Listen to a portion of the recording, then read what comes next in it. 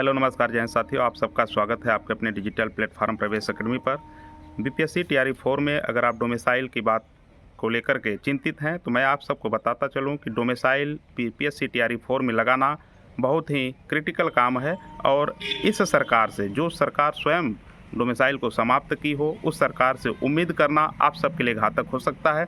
इन्हीं सब बारों में हम विस्तार से चर्चा करने वाले हैं। अगर आप चैनल पर नए हों तो चैनल को सब्सक्राइब करिएगा, अपने साथियों तक यह वीडियो शेयर अवश्य करिएगा। इस वक्त नेता प्रतिपक्ष तेजस्वी यादव जी लगातार ये बात कर रहे हैं कि बिहार में बिहारियों का पहला हक होना चाहिए नौकरी के लिए, जो भी फार्म निकाले जा रहे हैं। तो उनसे कोई ये पूछने वाला नहीं है कि आखिर इस डोमिसाइल को समाप्त किसके सरकार में किया गया था, किस मजबूरी में किया गया था। हालांकि अब ये बात कह रहे हैं तो इसके बारे में भी आपको जान लेना है कि क्या ये सच में लागू कर पाएंगे कि नहीं।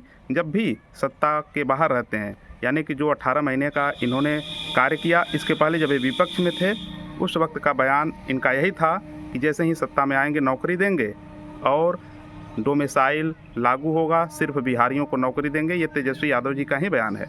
उसी के परिप्रेक्ष्य में अगर आप वर्तमान समय में डोमिसाइल की स्थिति को जानना चाहेंगे तो निश्चित तौर पर ये मान के चलिए कि बीपीएससी टीआरई 4 में जो डोमिसाइल है इसलिए नहीं लग सकता क्योंकि जिस राज्य में दूसरे राज्य की महिलाओं को आरक्षण दिया जाता हो, उस राज्य में आप फार्म भरने से वंचित कैसे करेंगे। ये सरकार के लिए चुनौती है। और चुनौती इसलिए भी नहीं है क्योंकि सरकार स्वयं ये कहती नज़र आती है कि हम दूसरे राज्य की महिलाओं को आरक्षण का लाभ नहीं देते हैं, लेकिन असलियत क्या है ये पूरा बिहार, पूरा देश जानता है। दूसरे राज्य की महिलाओं को जो है किसी भी, सिर्फ टीआरई 4 की बात नहीं करता मैं, बीपीएससी जो सिविल सर्विसेज है उसकी बात करता हूँ, बिहार दरोगा की बात करता हूँ, हर वक्त हर जगह पर दूसरे राज्य के महिलाओं को भी आरक्षण का लाभ दिया जाता है। लेकिन इस पर कोई मुखर होकर के बात करने वाला नहीं है।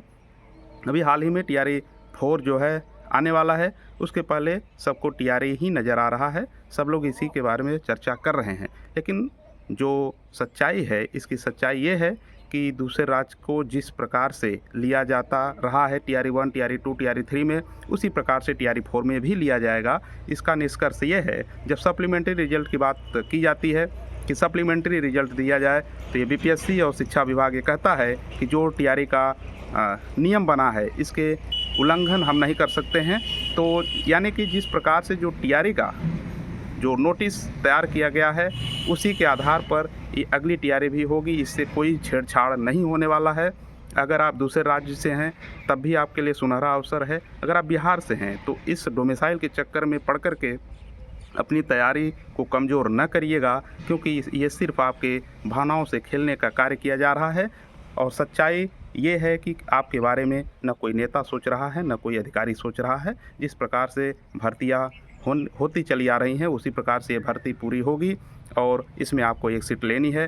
तो उम्मीद करता हूँ आप ये बात को समझ गए होंगे कि जो बीपीएससी टीआरई 4 की वैकेंसी है इसमें आपका किसी भी प्रकार का डोमिसाइल नहीं लगेगा।